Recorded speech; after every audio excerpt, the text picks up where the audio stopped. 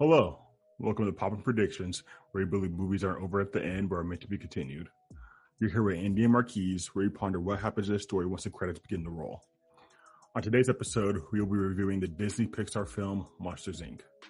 This film follows two monsters who work for a corporation that scares children in order to harvest their screams to power the city. However, the children are toxic to the monsters, and if the child gets through, these two monsters realize things may not be what they think. This film is rated G, and as always, spoilers ahead. All right, so Andy, I'm pretty sure most people have seen this film, but just in case, can you describe to us the plot? What is Monsters, Inc.? Yes, so I'm going to assume that the vast majority of people have seen this movie. So again, this is going to be a pretty bare bones description of the movie. If you haven't seen the movie, I would get a Disney Plus subscription. And then watch The Mandalorian, and then watch this.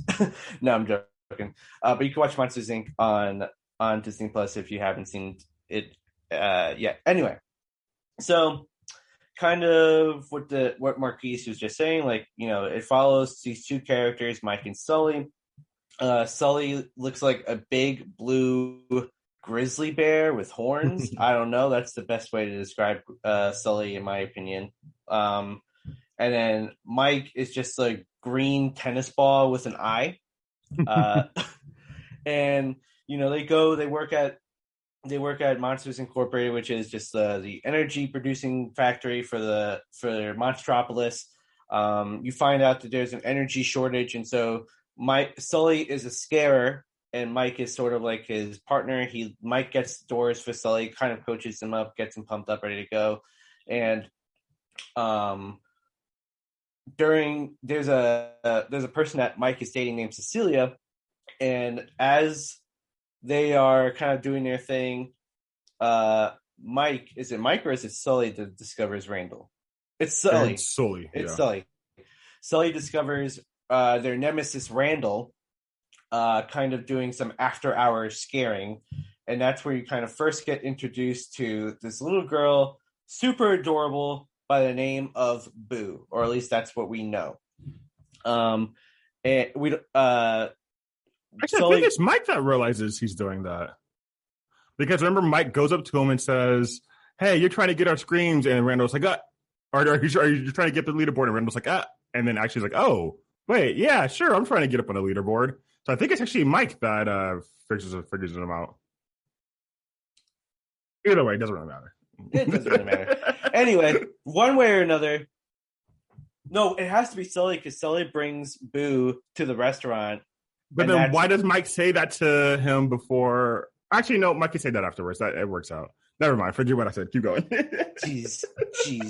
Maybe we should rewatch it again. One way or another, Boo ends up in the monster world, which is a first of its kind, never happened. Mm-hmm. And so the rest of the movie is them trying to get Boo back into the human world. They find out that Randall has been working with the owner of Monsters, Inc., Water Noose is his name, on like a new technology that kind of harnesses a child's scream. But they find out throughout the way that actually it's children laughter that is a more efficient energy source. And so there's this huge conspiracy that gets unbottled. Water Noose gets arrested. Randall is believed to be killed when he gets sent through a door and gets beaten up by a shovel somewhere. I'm going to assume in Louisiana, because that's just what makes me that's what that door made me think of. And it kind of ends off from there. They return Boo to her home, and it's a happy story afterwards, as bare bones as you can get.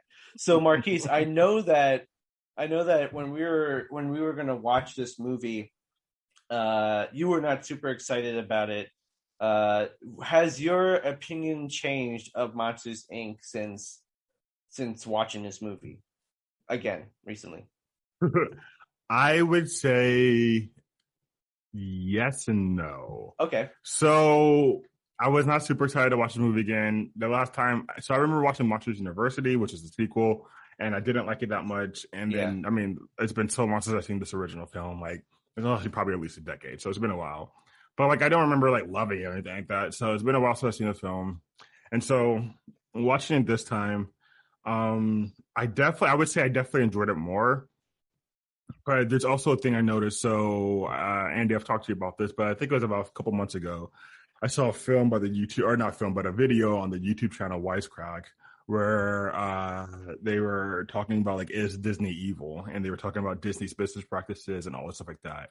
But they're talking about like a part of Disney's business model is that they'll take stories, like previous made stories, and they'll remove the moral message of the story and just like make the story really, really cute, like incredibly cute and heartwarming. Like regardless of whether it messes with the moral message or not, they'll make the story incredibly cute and heartwarming, package it up, and sell it to people, right? It's because they realize that when humans experiencing something like really, really cute, it warms like a certain part of our heart, like it sets off like certain things in our brain that makes us addicted to it and want to obviously see it again. And so the whole time, and like they're talking about like Disney does this with every film they make, like every film they put out. So every time I try to watch a Disney film now, I always think about that. And not only is that true for this film, this film might be the biggest example of that. As soon as Boo comes into the screen, which is like the little girl in the film, the little human child that comes into the Monster Universe, she is so adorable. Like she is absolutely adorable. Just the way she interacts with Sully, and like Sully becomes like a protective like father figure almost, or a big brother figure at one point. It's gotta be the eyes, right? Because they just make their eyes so gigantic. And like she does like all these like cute little things, and she's like running around, and like she calls him Kitty, and like it's like if you honestly, like if you have like a child or younger sibling that's around that like 3 to like 5 age range or whatever, like they're just absolutely adorable. Anything they do is just so absolutely cute, and like this film set that off perfectly. And they gave like a good antagonist villain or whatever that like she was really scared of, because as you find out in the film, Randall, the antagonist in this film, was Boo's monster. So that was the monster that would go into Boo's room and scare her. And so the whole film, like she's like obviously he's already creepy himself, but then like Boo's super scared of him, and like him and Sully battle it out. And so the film really sets up you to care about this one character, and then you identify also with Sully in the sense of like wanting to protect this character you not care about, who is being manipulated or hurt by some other people in the film. And so just on that level, and how like they really know that's the selling point, because all throughout the movie it's just littered with these like moments between her and Sully, or even her and Mike, where it's a heartwarming feeling of just like, oh, like I mean, like every 5 to 10 minutes, there's a moment, like honestly, and like all the way up until the very end. Yeah, it's funny that you bring this up, because like I totally agree with you, and maybe I'll have to check out this Wisecrack video, because like it just sounds really interesting. But like it makes total sense, because like before the introduction of Boo, like if you were to stop and think about it, like you would think Mike and Sully are kind of terrible people, or terrible monsters. I mean, they're great monsters, I guess, hypothetically speaking, because like they're fulfilling their purpose by scaring children. But like as a human, you're like, wow, they kind of suck, because they're like their whole purpose is to scare kids, and like Sully is the best of the best at scaring kids. Yeah. So it isn't until like you don't really have like a real reason to root for them, I guess, other than the fact that like you're watching a movie and you trying to find that person to root for. You don't really have a reason to root for them until like you find like Boo gets thrown into the mix, and they're trying to return Boo back to her home. Yeah. You only start rooting for them once like you start caring about Boo. Other than that, you don't really care about them. It's only as much as they're trying to protect Boo, and you see them start really caring about Boo, that you start really caring about them. But one of the weird things of the film that I didn't realize, I was actually talking to one of my roommates about yesterday. One of the weird things about the film is that so the antagonist Randall was actually trying to kidnap Boo. Like at first, Sully and Mike thought he was just trying to like get more screams in order to boost up his points on the scoreboard to be like the top scarer. But in reality, he was actually purposely trying to kidnap Boo and test out a new machine he made on her. And this new machine because it's becoming increasingly harder to scare kids because they're just getting used to more things, and so like the companies like having losses and whatnot because they're not able to get as many screams from children. And so what this machine does, it instead of having to scare a child, it just forcibly gets all the screams out of them. It's like a suction cup thing that like attaches to their mouth, and it just like literally like sucks all the scream out of them. And so he was trying to test that on Boo, and he never got around to like being able to do that. And you actually end up seeing the device tested on like his like little minion or whatever. Yeah, I think it's Fungus. Fungus, yeah. Fungus, yeah. Name is Fungus. You see it tested on Fungus.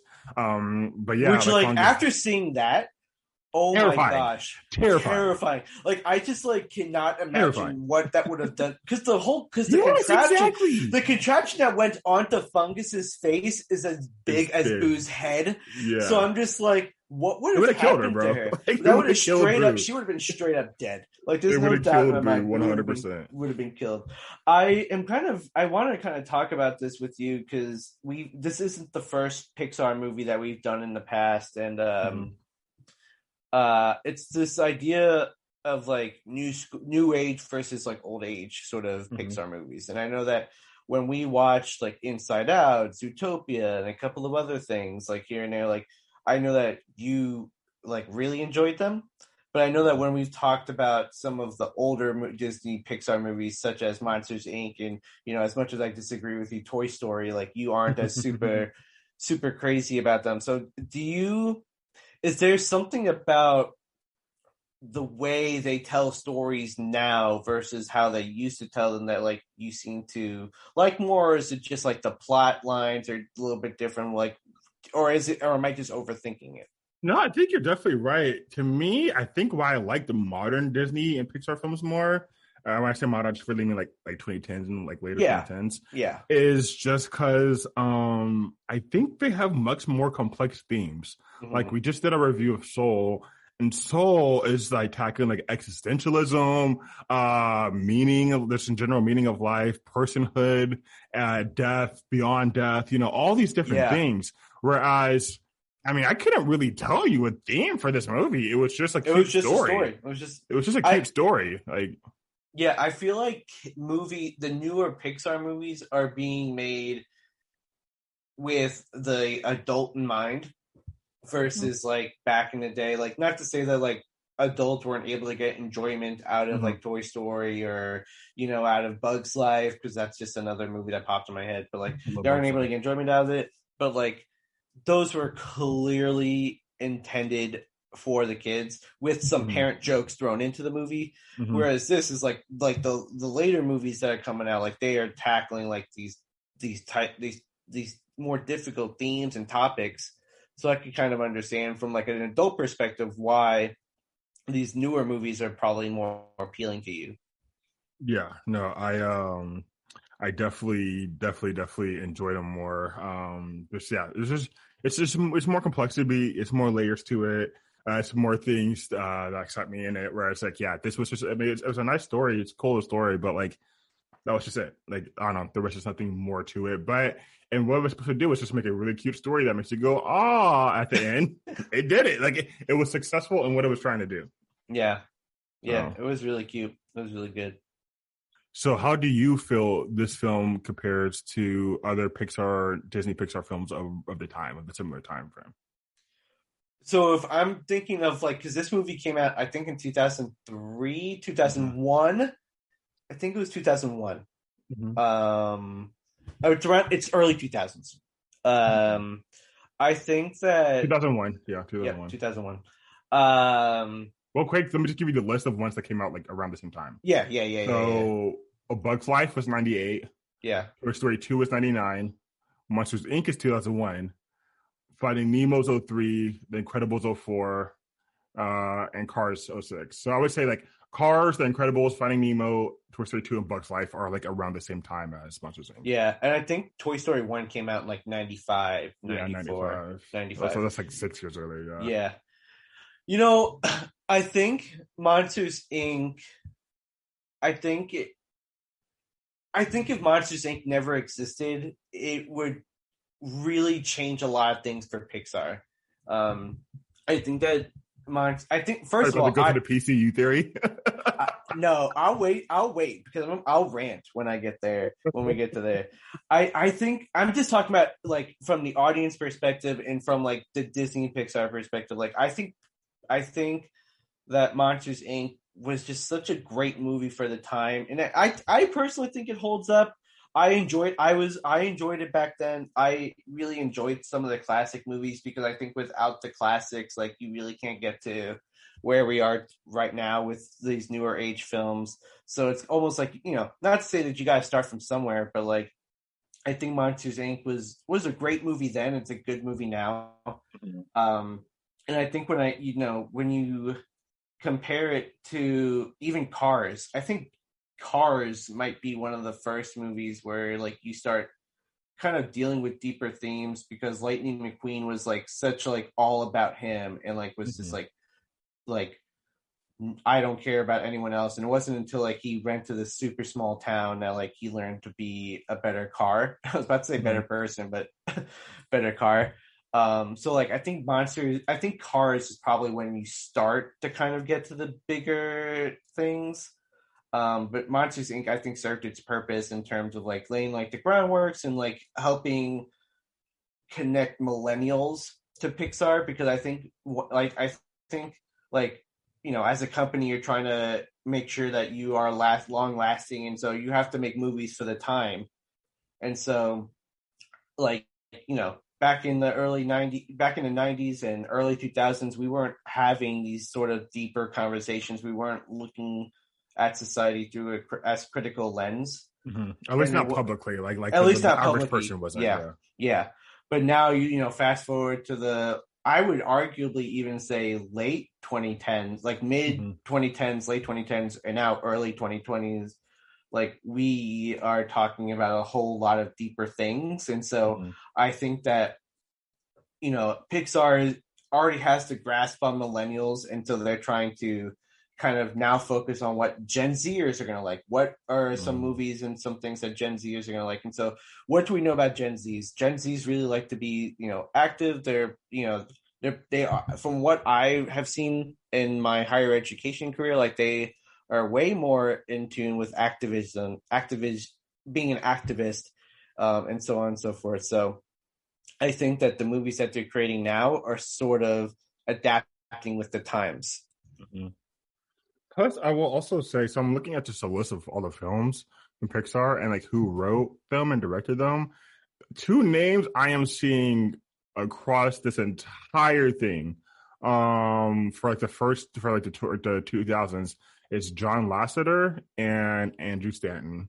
They wrote and directed like a vast majority of the early Pixar films. But once you start hitting the 2010s, which is where they start getting a little different, you don't see their name nearly as much on directing or writing. The only ones that they're either directing or writing are ones that are continuations, like Cars 2 or Cars 3 or Toy Story 3 or Toy Story 4, And so I'm wondering if maybe like getting different writing staff had to do with the different feel of the movies. Just a curiosity. I have no idea. Yeah, no, I think who did they write WALL-E? Let me see. So WALL-E, yep, and one of them did, Andrew Stanton. So yeah, I would say I was just in Cars. I think Cars was like when if they might have first time, but WALL-E for sure is like when they're like we're going to take on a deeper topic here. One. Yeah. So that's what I was. That's interesting. They probably have like a deeper connection to those sort of things. So that's really cool. Because like I think of films like Coco that was like obviously deeper in meaning, and they're not on it. I think of Soul, they're not on that one either. I think of Inside Out, neither of them on that one either. So like all these Pixar films that are like much heavier in topic, I'm not seeing their names on. Dang. Okay. Well. Interesting. Adapting. That's really cool. I know that we were just talking about how like you really prefer the newer movies, but are there any like older Disney movies like Pixar movies that you are a fan of? I do love A Bug's Life. Bug's Life is a good one. That's the second one they've made. They made 98. Man, I was 5 years old when that came out. Jeez. That's wild. Crazy. But yeah, A Bug's Life I really liked a lot. I think that also came out the same year as Ants too. It's funny how you That's see. so funny, right? It's funny. Dude, Ants with by DreamWorks. I mean, like everybody. I don't know. I know. As when I was a kid, I was like, why would they make Ants and A Bug's Life? Like, it's literally the same. I mean, just like they would make No Strings Attached and Friends with Benefits in the same year. Oh my gosh. It's almost like watching a monsters. It's almost like watching Black Swan right before watching. No, it's okay. Yeah, no, I mean, I've heard this happens in Hollywood where like the same script will basically kind of get like sold or whatever to like go to different places, and they'll just manipulate it for it to be different. Like I've heard that's a thing. I don't know if that was this case, but yeah. Anyways, I like the Bugs Life more. I thought it was really good. I was never the biggest Toy Story fan. I'm sorry. I know that hurts you, Andy, but whatever. I'm never a big Toy Story fan. Right in my soul. Much as ink. I thought Finding Nemo was funny. Finding Nemo was definitely funny, but still wasn't for me. The Incredibles. I definitely love The Incredibles. I would say that's probably my favorite. Like out of actually, I'm looking now out of the whole 2000s lineup. The Incredibles is definitely my favorite off that list. I thought that was really funny. It was like I like the characters, I like the story about it. Like that was really good. I mean, if everybody's super, nobody is. But yeah, I'd say that's the only one from like that and Bugs Life are the only two from the 2000s I like. And then you go to the 2010s, and I thought Brave was cool. Inside Out obviously is great. We did a review on that. If you haven't seen it, check it out. I don't remember liking Finding Dory. I still have yet to see Coco. I need to see Coco. Incredibles 2 was cool. Wasn't great, but it was cool. And Soul obviously was really good. We really like that. So. Yeah. Apparently there's another one coming out next weekend called Luca. Yes. I've not heard of it. Yeah, that one, I think it follows like, I haven't seen too much about it, but I think it's like follows like this kid who, it's almost like they're monsters almost. I think I saw a YouTube video while I was looking up stuff for this, for stuff like for Monsters Inc. that like, there's like a video saying like, is Luca a monster? Because he almost looks like not like a squid, but like he looks like some sort of sea animal. Mm-hmm. So it's pretty interesting. I'm excited for that one to come out. I remember Syndrome was probably like the first villain that I was just like, he has a point there. Yeah. Yeah. I mean, and honestly, that's a big point too, is the complexity of villains too. Like that's something that we've seen more in the 2010s as with all films, you know. Yeah. But like villains aren't just the bad guys. Villains are people with feelings who actually have genuine motives from experiences in their lives. Like we're seeing that a lot more now. Yeah. In like the Disney universe. Yeah. Whereas with Monsters Inc., it's just straight up like, yeah, you don't feel bad for any of them. Like, yeah, like, you know, they're all like bad. Like there's no redeemable qualities about Water News, because he's just like, I'm just in this because I'm a third generation Water News and I want to make sure that this company doesn't die. And Randall's like, well, in order for me to get ahead, I have to cheat. Yeah, Randall's just a slime. So like there's nothing that makes you empathize with any of the villains in the early ones, in my opinion. Yeah, no, that's really cool. So the reason why we did this movie, and I don't do this in any of the other episodes, but I'm going to talk directly to the person that recommended this movie. Gil, you sick son of a person. You wanted us to do this episode because you want to know what happens to Mike, what happens to Sully, what happens to Boo. Such simple questions, which deep answers. You cannot get that from one podcast, Gil. Do the research on your own. But that being said, this podcast is brought to you by our friend Gil. He wants to know a little bit about what happens afterwards, and so is he sponsoring us? Is he paying us for this? Gil. He is now. Yeah, you didn't know that before, but you are now, Gil. Pay us extra $10. We'll shout out your Instagram. So how this movie ends is, of course, it's a Pixar movie, so it has a happy ending.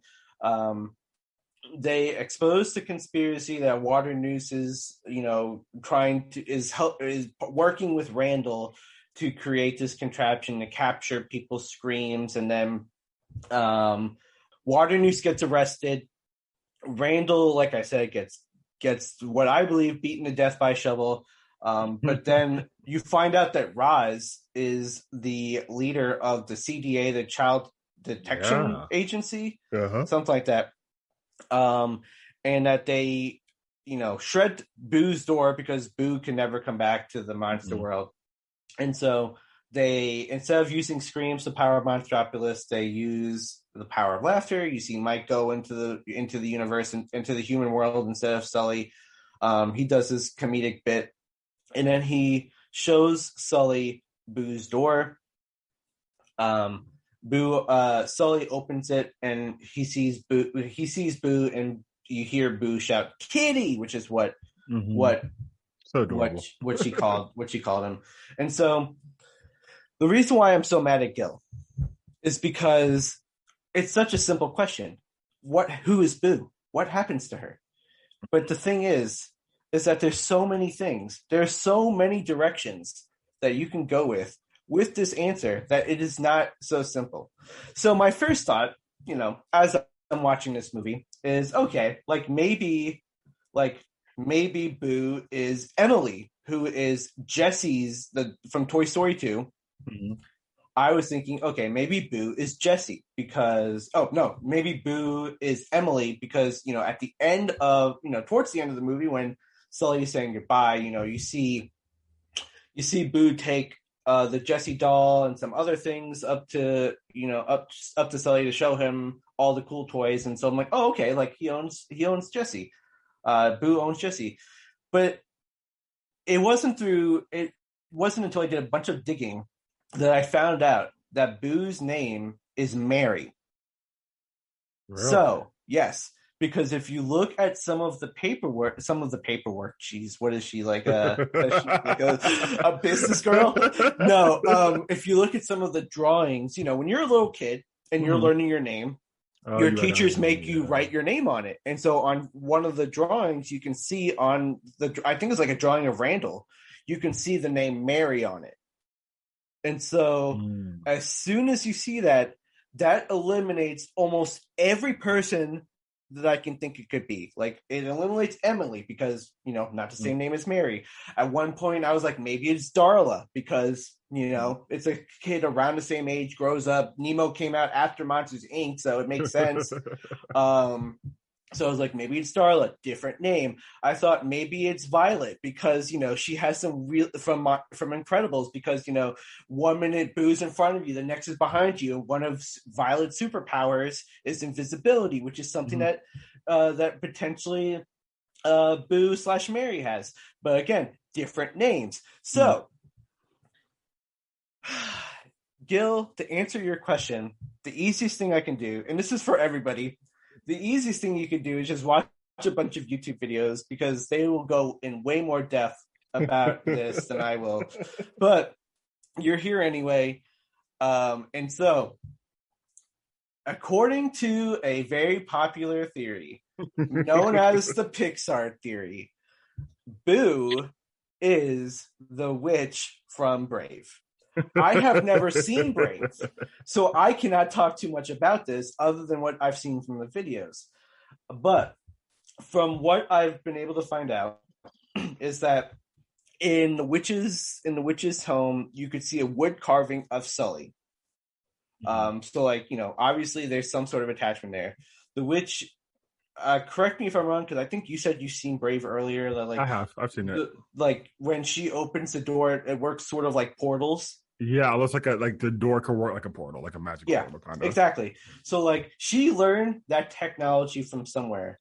And so according to this Pixar theory, time loop is involved, you have animals, you've got bugs, you've got technology, and it all kind of loops around to where Boo meets Mike and Sully because this happens in the future. Like Monsters Inc. happens in the future. The monsters are from the future. They travel to the past to scare the children because that's where their power source is. And so then, because of the fact that the monsters travel to the past, when Boo is growing up, she's like, I want to be able to see Mike and Sully again. So she is on a quest to create the power to make the portal doors so that she can go through each door to find Mike and Sully. And so from everything that I've seen, and granted, I have not taken too much time to go through all this stuff, but from what I've seen and the different theories that are out there, that is the theory that makes the most sense, but it is also the most convoluted, where it's just you have to buy into the fact that time travel is a thing and all the things are connected, which the animators do a good enough job. When I say animators, I mean across the board and not just Monsters Inc. They do a good enough job of dropping Easter eggs that we think are Easter eggs, but maybe they're actually ways of connecting the different movies to each other. Mm-hmm. So from what I've seen, I think Boo is the witch from Brave. And until I'm presented a different theory, that makes sense, that is what I'm sticking with. I mean, when you first said that, I was like, okay, you're crazy, but that's fine. But when I watched the video and I started seeing the evidence, I'm like, man, there's a lot of evidence for Boo being the witch. Yeah. I would never be yeah, Boo's definitely the witch from Brave, because of I've never seen Brave, so it's I'm never going to think of the witch. But it's pretty convincing, yo. How much evidence there is. If you're curious of watching the specific video that I am referring to, I think it's made by Fandom Entertainment. It's called One Character Unites the Pixar Universe. Yes. That's what the title's called or something like that. And it is Pixar Cinematic Universe, PCU. Yes. And then I think the Starlin brothers have a bunch of YouTube videos out there. There's a whole book on it too, apparently. There's Pixar Theory. Yeah, there's the book called The Pixar Theory. It is deep, and there's so many layers and complexities. Straight to the top. So it goes straight to the top, Marquise. It goes straight to the top. Speaking of going straight to the top, I am curious to ask you this question, because this whole thing got me I am kind of grateful that I went through this journey, because it made me think of this question. Why do you think, or how do you think the story of children being toxic to monsters came about? Because I mean, nothing really happened to that one monster that had 2319 after a sock. Nothing really happened to Mike and Sully after touching Boo. Water News seemed to willingly pick up Boo at the end of the movie, or towards the end of the movie. So clearly children aren't toxic, at least anymore, aren't toxic to monsters. So do you have any sort of idea as to why that theory came around? Yeah, so here's my theory, right? So at one point, Sully's looking for her, right? Mm-hmm. And Sully's like, Boo, Boo, looking for her. And then Mike's like, Boo, Boo, what? He's like, that's her name. And Mike's like, you named her? That's how you get attached. Don't name her, blah, blah, blah. That's what I think is actually the reason that myth or legend started, which is, if your whole job is to scare these things into screaming and collecting these screams in order to power the city, the last thing they would possibly want from you is for you to get attached to one of these humans.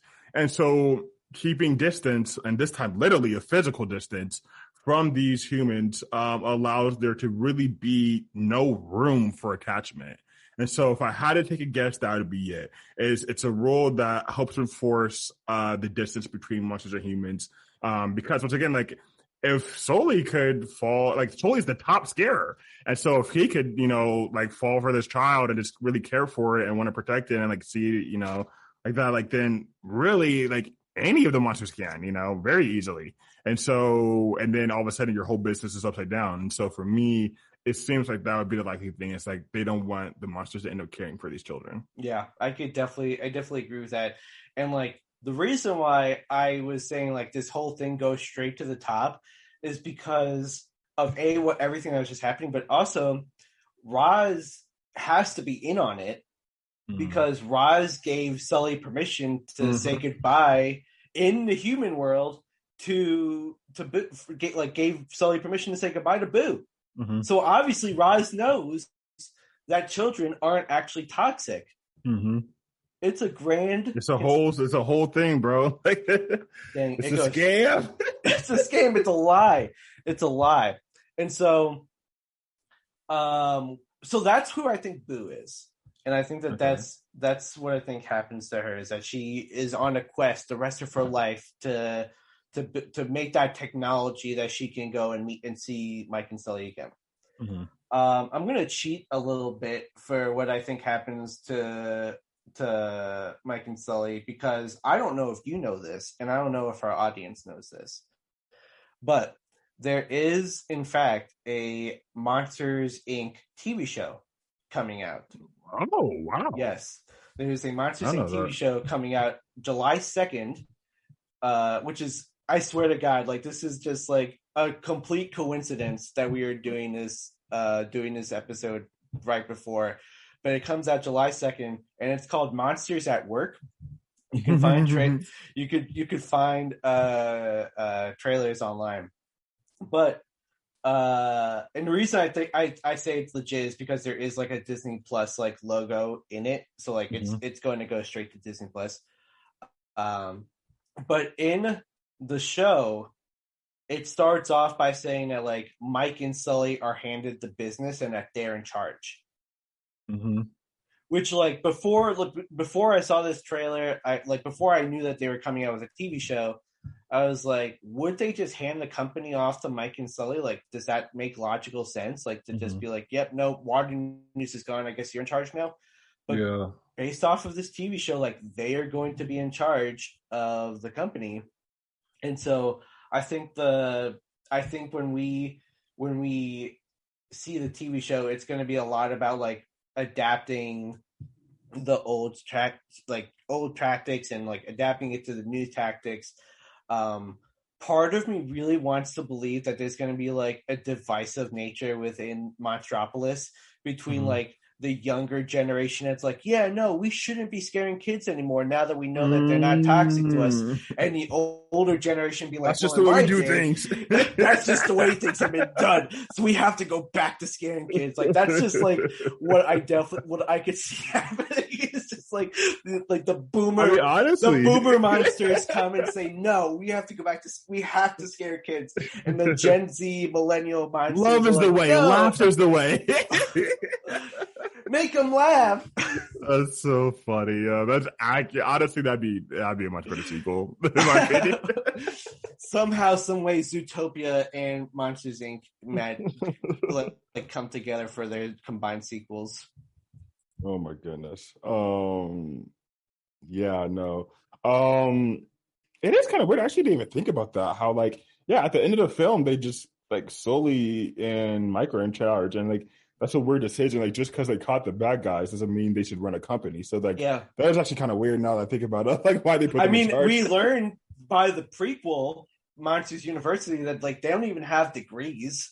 So, it's like, they got kicked out of school. It's like, how do they go from getting kicked out of school to running the most, arguably running the most important company in Monstropolis? Because without electricity. Without Monsters Inc., like, they can't run the city. Like, you saw how like the power was going out. There were random blackouts throughout the city when they were running low, and whenever like Boo was laughing, like it threw like a power surge. So obviously Monsters Inc. is arguably the most important company in Monstropolis. So it's just like, how are you gonna hand it off to somebody who like just because they like caught the bad guys? I don't know. Yeah, it's a weird decision to me. It's going to be interesting to see. Like, shouldn't there be a board, and shouldn't the board have to I know, right? The next CEO? They actually they put a lot of effort in the story and the actual business aspect. Like, they mentioned very early on, like, okay, we don't have enough screens as we normally have. Our numbers are going down. Yes, and then like the whole reason that Randall makes the machine or helps with Water News to make the machine is because it'll revolutionize their business so that they can continue to make more money and profit from children without the work getting harder of actually trying to scare them. And so it's very business oriented in the sense of like, that's what's driving the bad guys is being more profitable for their business. And so they talk about that actually a decent amount. So surprised they didn't like finish tying that up. Yeah, I would love to see in like I hope that the TV show does this, but if there's like a prequel, I hope that it dives deeper into like Monstropolis society, kind of like what we were talking about with Zootopia, like hoping that we learn a little bit more about like the Zootopia society. Like I really hope that we get a bigger picture of like what Monstropolis looks but like. a Zootopia TV show, they could do so much. Dude, I would love to see cool. a Zootopia TV show. I think they could do so much with that. They should do a Zootopia Monsters at Work crossover. I hope. That'd be great. That'd be really cool. So that all being said, we're going to kind of jump into our ranking scale. So if this is your first episode, welcome. You should probably maybe check out our Zootopia, Soul, some other Inside Out, just so you can see our other Pixar reviews if you're interested in that kind of stuff. But we use a popcorn bag rating scale. And so thinking of like 1 to 10, like if we give it a small bag, like think of 1 to 3, like not really worth your time, like not really that good of a movie. If we give it a medium bag, think of like 4 to 6, like it was a good movie, but like you don't have to go watch it right away. If we give it a large, think 7 to 9, like really good, have it towards the top of your watch list. And if we give it a big bucket, 10 out of 10, stop what you're doing, get it off the scare floor, put it on the TV, watch this movie. And so with that being said, Marquise, where do you put Monsters, Inc. in your popcorn rating scale? So for this film, I put Monsters, Inc. in I give it a solid medium. Solid medium. If not a medium, maybe even with some butter. But for me, it's at the very least a solid medium. And they're like, it's a good film. Like, it's a solid film. It's a great little story. It'll, make you feel all warm and fuzzy. But like, that's it. Like to me, the film doesn't inspire pondering afterwards. It doesn't inspire analysis. It doesn't inspire, some of those deeper thoughts. But you could say, that's not the point of a children's film. You can say that, but a lot of recent children's films are doing that. Like even older ones. Like I would say, actually, even like The Incredibles, like was really making you think about like the concepts of like superheroes in society, how like if there were how they should work in society. Like being banished, this and that, and like I don't know, it was just even more complex ideas. But now I would say almost every Disney Pixar film is not just a cute story, but actually tackles like really tough themes. And so I don't know. To me, it's just it's a very kind of basic story. It's a good story, but very basic and very one-dimensional. And so just for that reason, like it's not, in my opinion, something you need to go rush to see. But if you haven't seen it and you just like want a cute film to throw on with like you and like if you have kids or whatever, like I think this is a solid film. Yeah. I'm kind of torn here because I get what you're saying. I think for me, if you're a fan of Pixar, if you're a fan of Disney, like you have to see Monsters Inc. Like they're like it is it's one of those like staple, like one of the, like it's a classic. At this point, it's considered a classic. I mean, back in my day, it wasn't. Nowadays, I think you could say it's a classic. And so I think if you are a huge, like I said, you're a Pixar Disney movie fan, like you have to see Monsters Inc. Like it's just so much come from it. Like it kind of you kind of get to see what was popular and what was creative at the time versus now with those complex thoughts and different themes and stuff like that. So if you are a Disney person who has made it 20 something years without seeing Monsters Inc., how and why, and I'm going to say it's a large. If you are like a casual movie fan, or if you're just like, if you aren't super big on the Pixar, then yeah, I think a medium would be good. My personal opinion, it's a large. I think that Monsters Inc. to me, like, I don't know, I recognize it's a kids movie, and so like I don't necessarily I like when they make kids movies that have deeper themes. I think they're more entertaining as an adult. But I think like it's just hard for me to imagine giving Monsters Inc. like anything lower than a large, just because of like the impact it's have and stuff. Dude, like that. That's super fair. I mean, people like were stoked when Monsters University came out. Yes, like, and that was 10 years later. So like for you to hold hype for 10 years, like no, it's I think it stands the test of time. But that being said, what did you all think of our continuation of Monsters Inc? Do you also subscribe to the Pixar Cinematic Universe, the PCU? Who do you think Boo is? Do you also think that she's the witch from Brave? Really, I am actually genuinely curious. Please comment after you watch the video. Let us know. Please let us know. Please follow us on Twitter at Poppin Predict and on Instagram at poppinpredictions.pod to let us know your thoughts on everything and how you think the movie can continue. If you haven't heard already, we are on YouTube now. So please go ahead, subscribe, punch that like button in the face, all that good stuff. Until next time, keep popping, everyone. Peace. Peace. Peace. Peace. Peace. Peace. Peace. Peace. Peace. Peace.